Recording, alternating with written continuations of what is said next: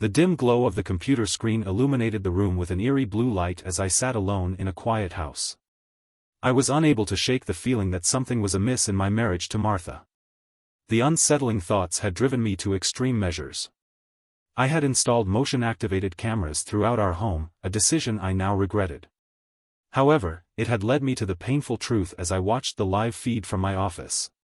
My heart sank. Martha, the woman I had shared my life with for years, however, the screen displayed images of Martha engaged in a passionate embrace with a man I did not recognize.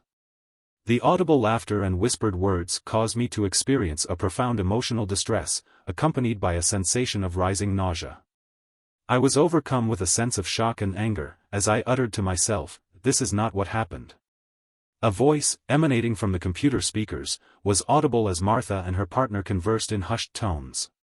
Martha's voice, imbued with desire, reached my ears.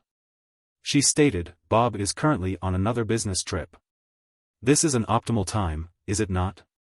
The man's voice, unfamiliar and mocking, replied, "Yeah, he's such a fool for leaving you alone like this." My fists clenched, and I fought back tears. I was incredulous at what I was witnessing. The woman I loved was betraying me in the sanctity of our own home, and I was powerless to stop it. I muttered, "How could she? How could she do this to us?" The realization that my marriage was crumbling before my eyes was too much to bear. I knew I had to confront Martha, but I also knew that this discovery would change my life was irreversibly altered. At the time, I was unaware that the most significant challenges were yet to come. The discovery of infidelity had left a profound emotional impact, exceeding my initial expectations. It affected my ability to function, manifesting physically in ways I had not anticipated. One evening, as I sat alone in the dimly lit living room, I experienced a sudden tightening in my chest and a sharp pain radiating down my left arm. I found myself gasping for breath, feeling as though I were in a state of distress. An overwhelming sensation akin to that of an elephant sitting on my chest prompted a surge of panic, compelling me to clutch at my shirt in an attempt to alleviate the excruciating agony. Martha, I thought, although she was miles away, unaware of my anguish. I managed to dial 911, my voice trembling as I spoke to the dispatcher. "I think I'm having a heart attack. Please, send an ambulance." The ambulance arrived within minutes, its flashing lights casting an eerie glow on the walls. The paramedics rushed into the room, their faces a mixture of urgency and calm professionalism. One of the paramedics, a young woman, was particularly attentive and reassuring. A woman with a reassuring smile knelt beside me. "Sir, my name is Emily. We're here to help you. Just try to relax." I nodded weakly, the pain still gnawing at my chest. In the background, Emily attempted to provide reassurance, stating that I would be transported to the hospital and that I would receive proper care. Despite the pain and fear, I managed to utter a few words, though they were barely audible. I inquired about the nature of my condition and the cause of this event. Emily's eyes met mine with empathy, explaining that this was a heart attack. She informed me that my body was under significant stress, which could affect my heart, but that I was in capable hands at the hospital.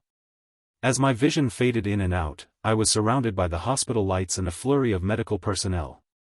As my consciousness waned, I was aware of the steady beeping of the heart monitor, which served as a haunting reminder of the fragility of life and the devastating betrayals that had brought me to this point. The recovery period following the heart attack afforded me the opportunity to reflect, plan, and nurse my physical and emotional wounds. As I lay in the sterile hospital room, I gazed at the blank ceiling and contemplated the future. Revenge emerged as the primary motivating factor that sustained me during this challenging period. Nurse Maggie, a middle-aged woman with a no-nonsense demeanor, was my primary care provider. An elderly woman with a calm demeanor entered the room to assess my vital signs. She adjusted the intravenous drip and gazed at me with a knowing look, stating, "You have a lengthy road ahead, Mr. McLeod, but you are a resilient individual." "I can tell." I managed a weak smile.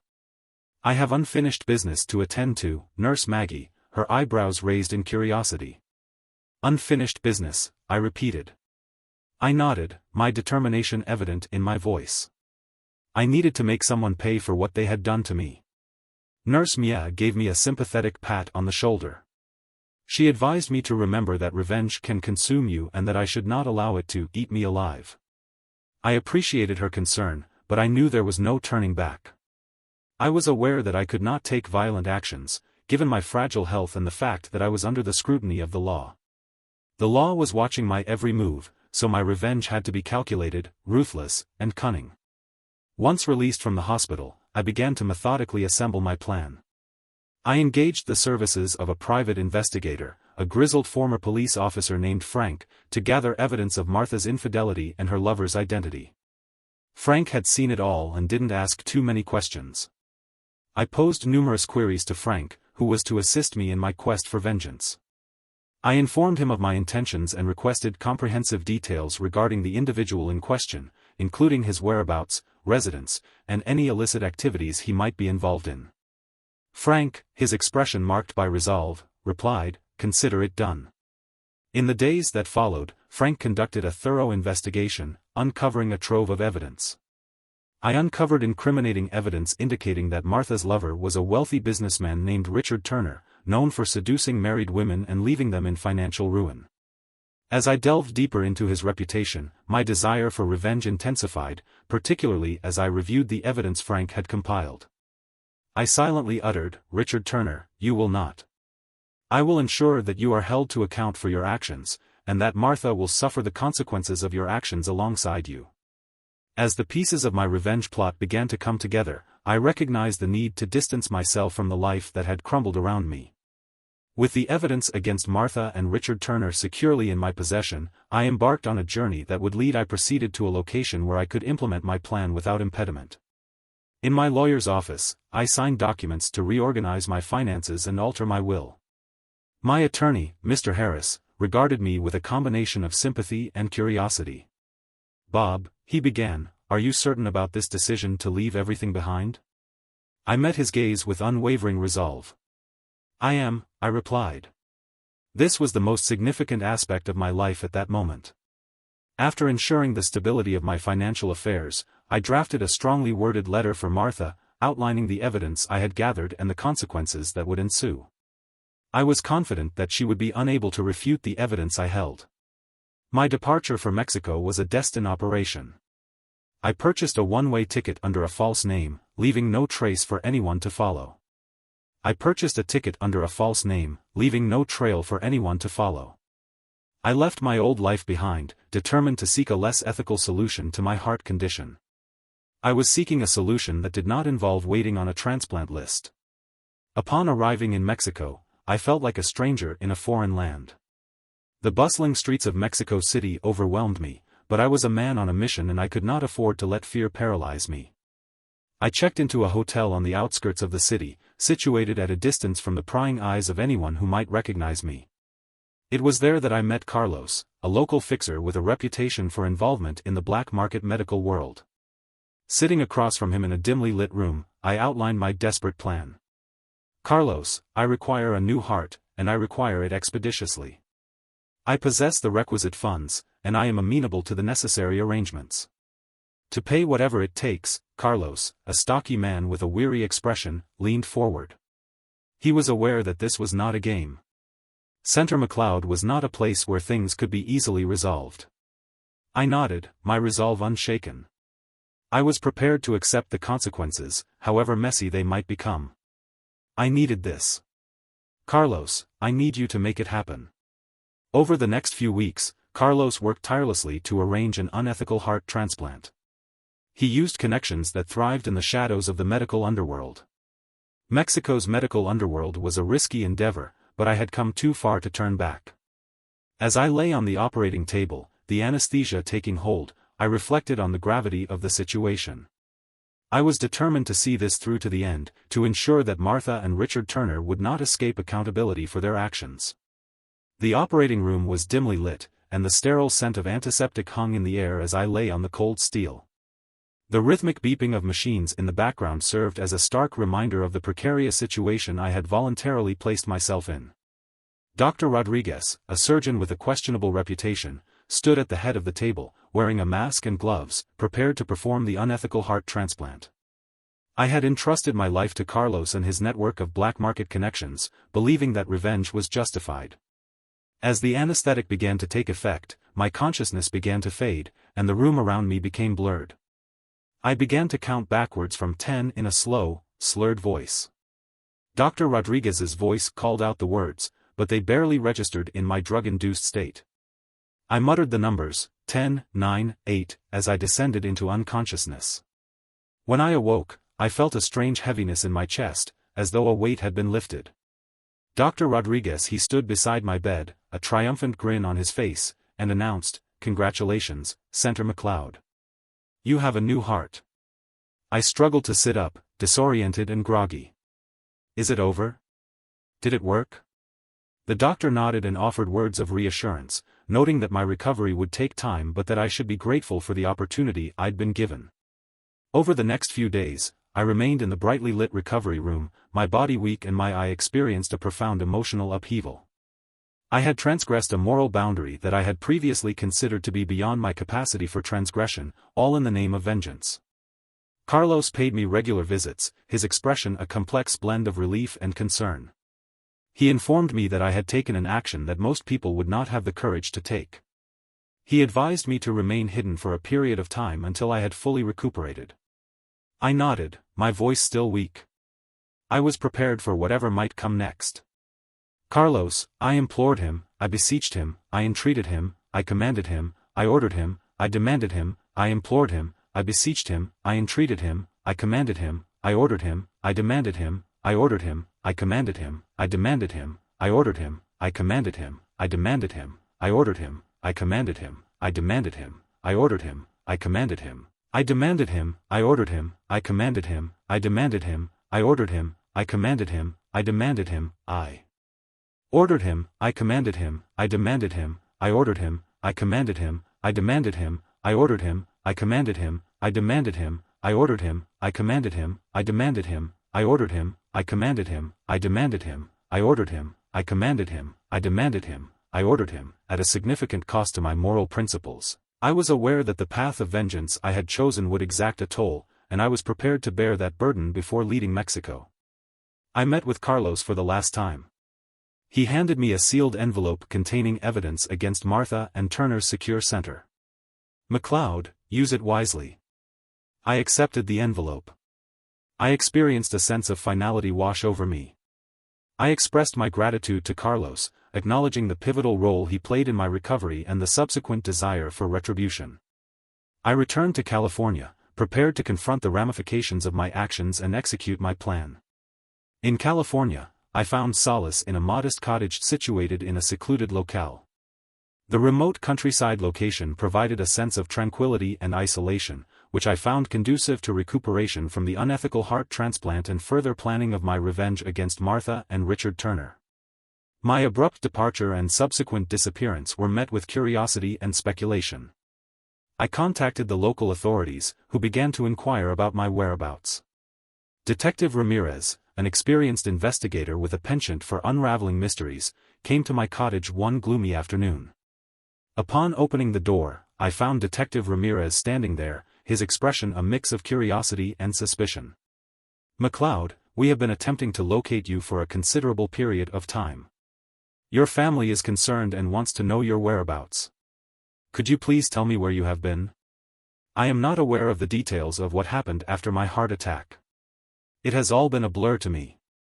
He subjected me to a rigorous examination before nodding in assent. "Very well, we shall continue our investigation into your brother's disappearance. However, should you recall any pertinent information, we request that you do not hesitate to contact us." I was overcome with a surge of adrenaline, realizing that my disappearance had aroused suspicion. Nevertheless, I was confident that I had devised a plan to circumvent these obstacles. I was resolved to see it through. Weeks became months, and my life in the cottage became a routine of solitude and contemplation. I focused on my physical recovery and on the home I had created. I also focused on the details of my revenge plot and on the evidence against Martha and Richard Turner. I considered how I might best detonate the evidence against them. One evening, as I sat by the fire nursing a glass of whiskey, the door opened and Martha stood in the doorway. Her face displayed a complex emotional state, a combination of relief and remorse. "Bob," she whispered, her eyes glistening with tears. "I've been looking everywhere for you. I need to talk to you." I regarded her with a cold demeanor, my anger still simmering beneath the surface. Martha entered the room tentatively, her voice trembling. "I recognize that I have made a grave error in judgment, Bob. I was deficient in fortitude, and I allowed our marriage to disintegrate. However, I am devoted to you and am committed to rectifying the situation. I am acutely aware of the emotional turbulence I have caused." Her presence evoked a complex emotional response within me, yet I had already made my decision. It was no longer possible to offer apologies. "Martha, you and Richard Turner have irreversibly damaged the foundations of our relationship." Martha's shoulders slunk in defeat as she departed the cottage, her pleas falling on deaf ears. My heart remained hardened, and I was determined to see my plan through to its conclusion. As time passed, I became increasingly aware that the culmination of my revenge plot was imminent. The evidence I had amassed against Martha and Richard Turner would soon be revealed, resulting in their prosecution for betrayal. The burden of my revenge plot intensified with the passage of each day. In my secluded cottage, I was aware that the moment had arrived to conclude my plan and confront Martha and Richard Turner, ensuring that they would be held accountable for their betrayal. I sat down to draft the final chapter of my revenge, with the divorce papers in front of me. The divorce papers represented a painful reminder of the life I had once cherished. It was time to sever the last ties that bound me to Martha. As I signed my name on the divorce papers, I experienced a mixture of anger and sadness. The chapter of our life together was closing. I was determined to start anew. A knock on the door of my cottage interrupted my thoughts. The interruption of my thoughts by the appearance of Martha at the cottage was a further source of distraction. Her eyes were red from crying and her posture conveyed a sense of defeat. She implored me, her voice trembling, to forgive her for the pain she had caused me. She asked if there was a way we could reconcile. I looked into her tear-filled eyes and felt a pang of sympathy. However, I was unable to let her request sway me. Martha's eyes were filled with tears, and I felt a pang of sympathy. However, I was unable to be swayed. Martha's forgiveness is a luxury that neither of us can afford. It was time for us to face the consequences of our choices. She nodded, a tear slipping down her cheek as I handed her the signed divorce papers. "This is the end, Martha. Take these, and we'll go our separate ways." The divorce proceedings were swift, and as the final papers I was aware that the legal ties between us had been dissolved, but there was one remaining issue that required resolution: the paternity of our children. DNA tests were conducted, and the results were received in a timely manner. I had harbored doubts about the legitimacy of the children's paternity, given the depth of Martha's betrayal. As I held the envelope containing the test results, a sense of trepidation washed over me as I sat at the kitchen table and opened the envelope. My heart was pounding, and I was overcome with a sense of relief as I realized that the test results confirmed that the children were indeed mine. This was a bitter reminder of the love I had once shared with Martha. I found myself reflecting on the choices I had made, the lines I had crossed, and the toll that revenge had taken on my soul. The pursuit of vengeance had left me emotionally devastated, and the scars of betrayal would forever be a part of my identity. The ultimate resolution was not one of triumph but of acceptance. I had exacted my revenge, but it had come at a cost that I had not fully anticipated. As I gazed out of the cottage window, I recognized that I would forever bear the weight of my actions, a burden that would significantly influence the trajectory of my life.